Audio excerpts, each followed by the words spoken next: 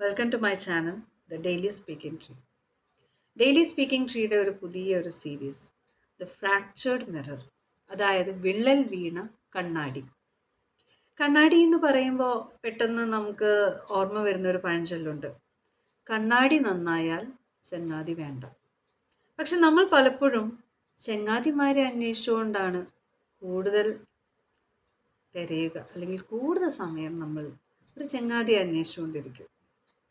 പക്ഷെ ശരിക്കും പറഞ്ഞാൽ കണ്ണാടി നല്ലതാണെങ്കിൽ പിന്നെ ചങ്ങാതിയുടെ ആവശ്യമുണ്ടോ എന്ന് ഒന്ന് ചിന്തിക്കേണ്ട ഒരു വിഷയമാണ്.